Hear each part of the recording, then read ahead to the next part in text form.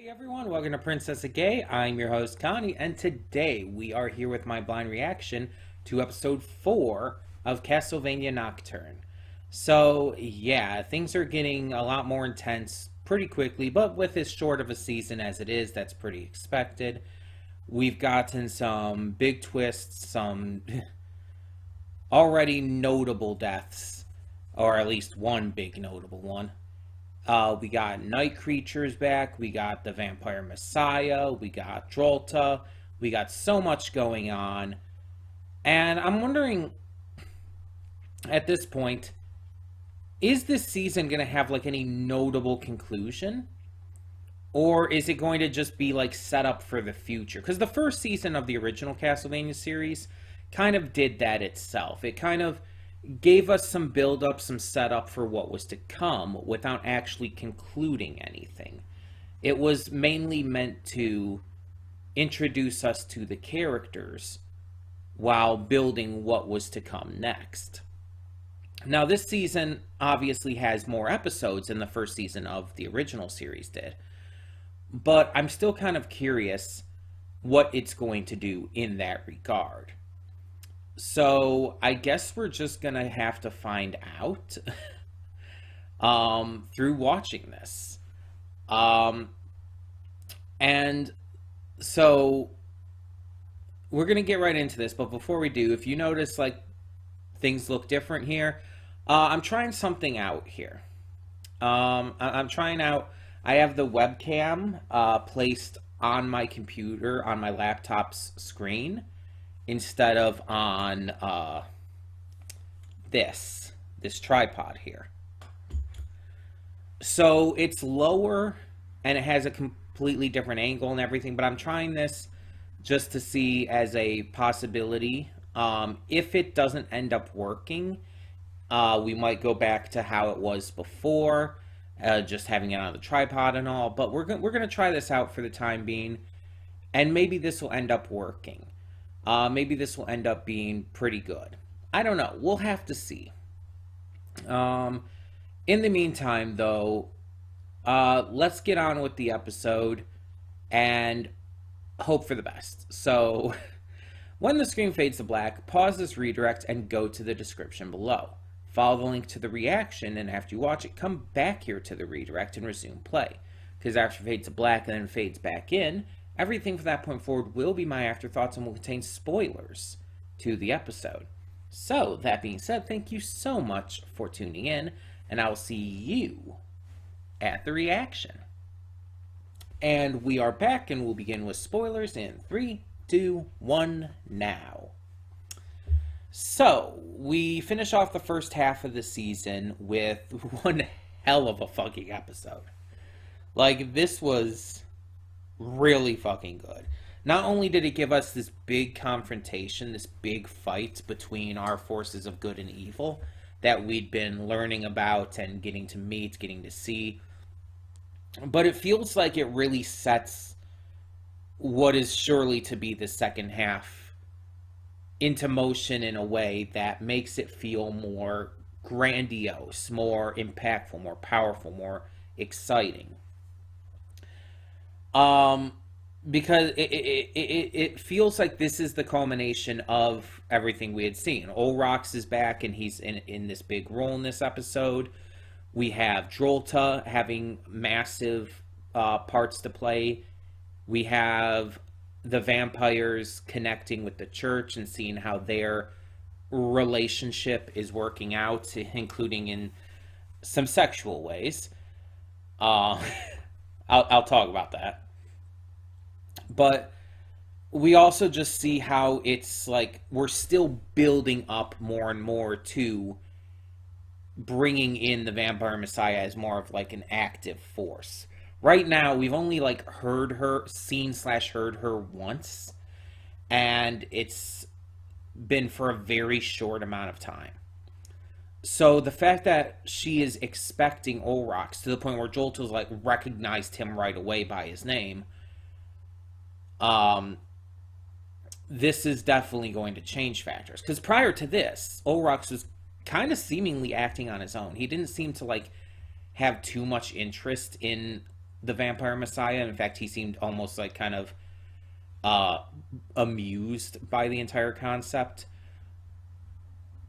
But now it seems like he is going to meet with her, and they are going to have direct discussion and probably work together.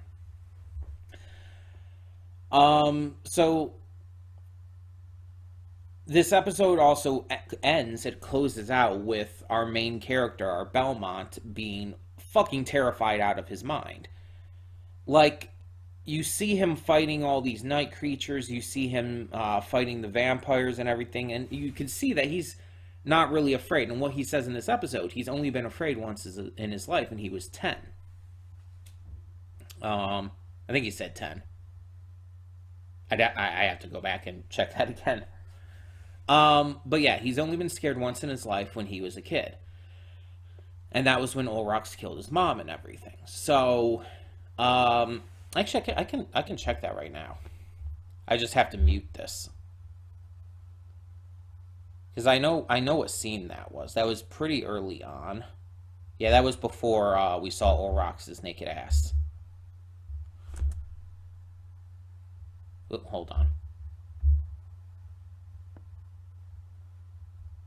Okay, it's before that.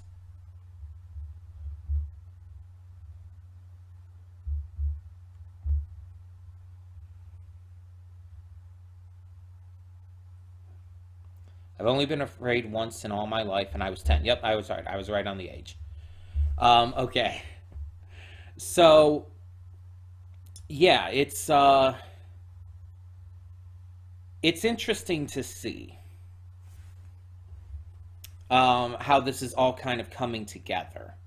And how, again, clearly in the second half, it's going to really come to a head.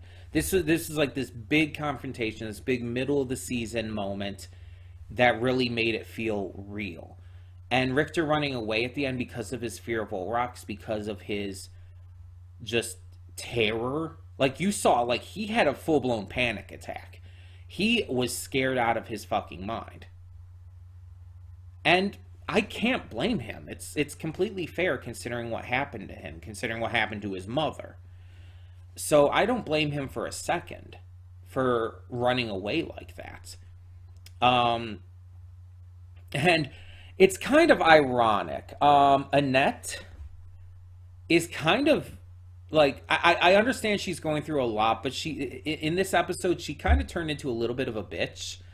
And I understand she's going through a lot. I'm not blaming her. But she makes this during this scene where he's talking about, like, I was only scared once in my life and everything. During the same scene at the end, she's like, you're only kids, you haven't experienced the world. It's like, bitch, you're not that much older than them.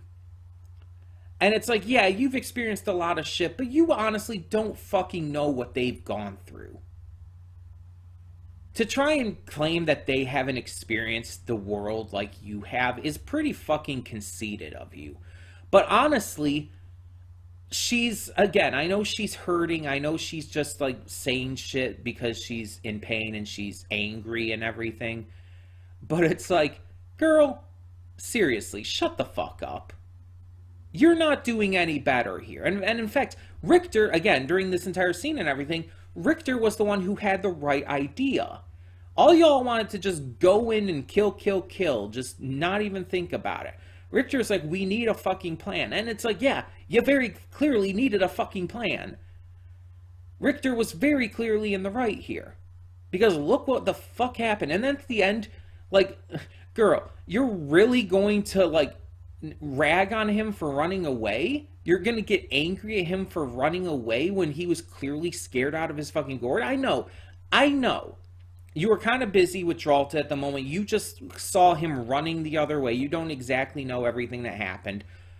But it's very, very fucking clear that he was running out of fear. Anyone could have told that. And let's be honest, you have no fucking right to say anything there. Because you did the same fucking thing and that got Edouard killed. So, hypocrite. I'm sorry if it seems I'm going like really ham on this. Like I'm really just like blasting into her. But she's being a fucking hypocrite. Like, again, I know she's hurting. I know she's angry. I know she's just emotional. But it's utter bullshit still. It's like you can still call out bullshit while acknowledging why someone is spouting the bullshit. You can acknowledge that they are in the wrong while still understanding why they're in the wrong. Both can be accurate. And in this case, both definitely are. She needs to fucking get over herself, and I'm not saying get over what happened to Edouard, no. Because again, she's in pain, she's in trauma, that's fair. But she needs to understand that she's not the only one who goes through that shit. And she knows. She knows that he saw his mother killed before his eyes because they literally mentioned it at the beginning of this episode. So she knows that he went through that shit. And she's still at the end going like, he fucking ran. And it's like, shut the fuck up, bitch. Again, I apologize if it sounds like I'm just going way too hard on this, but it just, people who do this irritate me. And again, even if you understand why they're doing this, even if you can get it and everything, it's like, it's still irritating. I understand why she's like this. I understand the pain and trauma, but she needs to get over herself. She needs to chill the fuck out and understand that it's not all about her.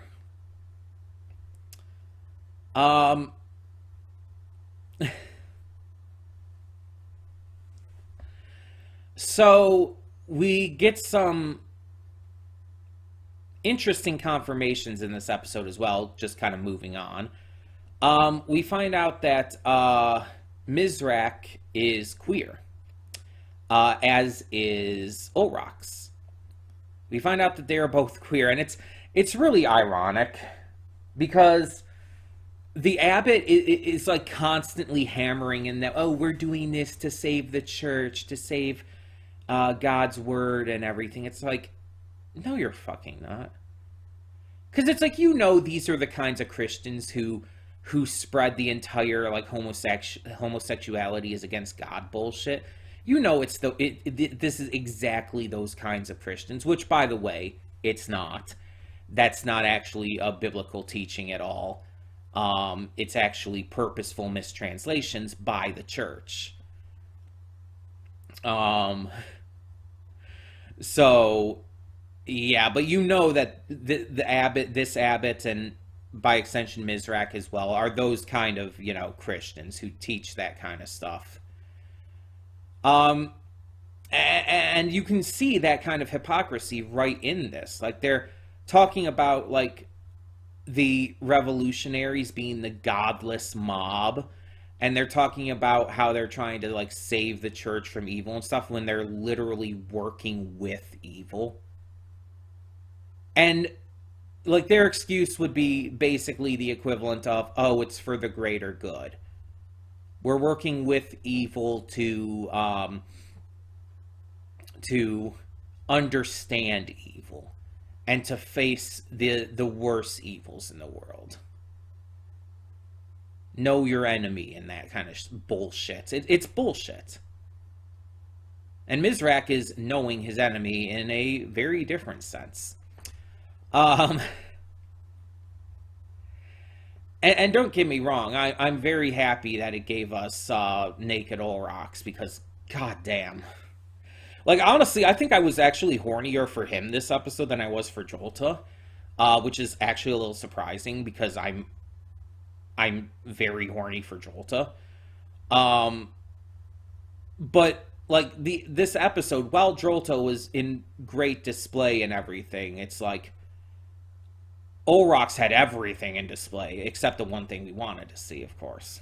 Like, we got to see his bare ass, but unfortunately did not get to see the dick.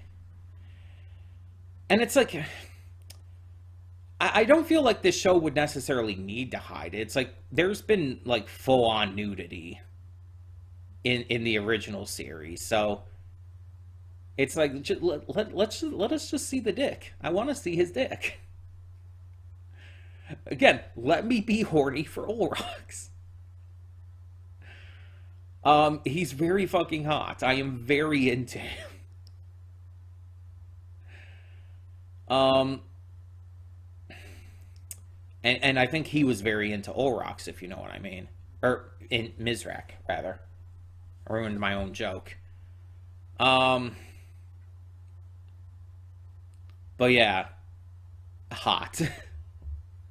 And again, Jolta was great in this episode too, and she's always hot. Like she's just hot by existing.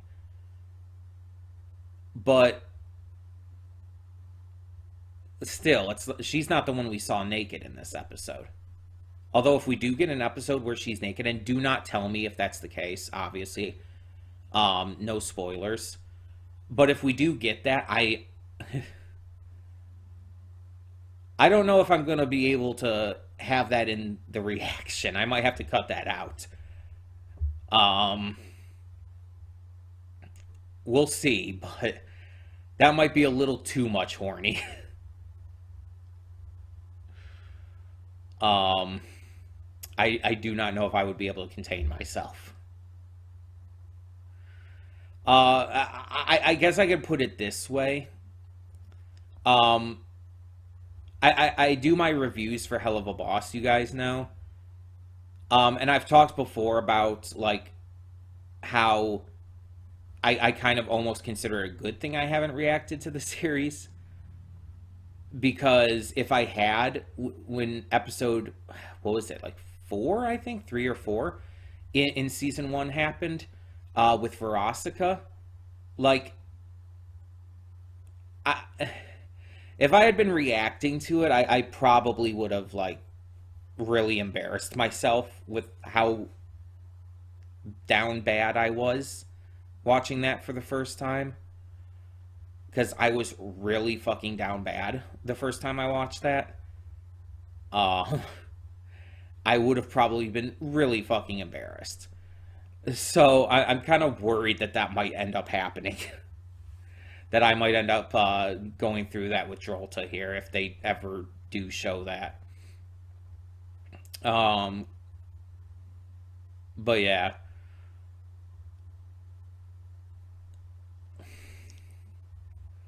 we'll see. I guess again, no spoilers for the second half of this season, but um, one of the big things though that our characters kind of confirmed here was the Abbot working with the bad guys. Because especially Maria's mom, she was very much in denial of this. She's like, the Abbot's a good man. He helped me when I first came here. And it's like, she really didn't want to believe that he could be a bad guy. Everyone else was pretty much on board with the idea. Maria was like, I never trusted this fucker. Let's kill him. So it's like, it's a big deal, though, that she knows now. That she is aware. Because now her just the fact that she's holding back, the fact that she hasn't fully been, I mean, she's into, like, fighting evil and everything. She's definitely part of the revolution, but she hasn't been like fully against everything has needed to be. But now that she knows this, she can fight against all the evil and side with her daughter and surrogate son and everyone else in this fight full on. We also see that Edouard is conscious. He doesn't completely recognize himself as Edouard. He doesn't fully know who he is. He basically has memory loss. But he understands certain things, and seeing Annette allowed him to unlock certain memories. Not all of them, but he's understood a lot more through seeing her. And the fact of the matter is, that I think he could possibly be saved. I don't know if he can be turned back. In fact, I'm kind of thinking probably not. But he might be able to come to the side of good. I think he's probably going to die in the end. By the end of the season, I think he will be dead. But I think that before that happens, he will side with our heroes in a big fight, in a big moment of need. That's my belief, at least. But I do think he will die by the end of the season. As for anyone else, I don't know. I kind of don't think Annette's gonna die. I think Maria's mom will, though. I can't remember her name, by the way. But I do believe she will die. I actually very strongly believe she will. There's a lot of death flags around her, if we're being honest. I think that Richter, Maria, and Annette will be the survivors and will be continuing into season 2 as our main heroes. Maria's mom will, I 100% believe, is going to die. Edouard, I do not think he's surviving the season. And as for the bad guys, well, obviously the Marquis is dead. I do think that the Abbot is going to die. And I, unfortunately, think Dralta's going to die. I do not think Olrox will. I think Olrox will continue on, but I think Dralta is going to. I think she's supposed to be the big bad of season 1. Kind of leading into the Messiah being the true big bad and everything. But Dralta, I think, is supposed to be like the season's main antagonist. Olrox and the Messiah will continue for later on, though. As for anyone else, I don't know. Others are kind of up in the air for me, and I could be wrong about these predictions. But we'll just have to see. Either way, this was a really, really good episode. Like, even outside of just the horniness, I very much enjoyed it. I enjoyed the action, the revelations, the exciting meetings between characters. Olrox having a very notable part in this. And of course, just the soundtrack. Like, Edouard singing during the fight scenes, like, oh my god, that was gorgeous. But the soundtrack in this series, in the original, has always been fantastic, so I kind of expect that. But tell me in the comments below, what did you think of this episode of Castlevania Nocturne, and what do you think of this entire new setup? Not really setup, but more like placement of the camera and everything. What do you think of all of this? Do you prefer how it looked before, or does this work for you? I'm unsure at the moment. I'm going to have to think about it myself, but I want to hear your thoughts too. So tell me all of that and more down in the comments below, and for now, I'm Connie, and I'm signing off. See y'all next time.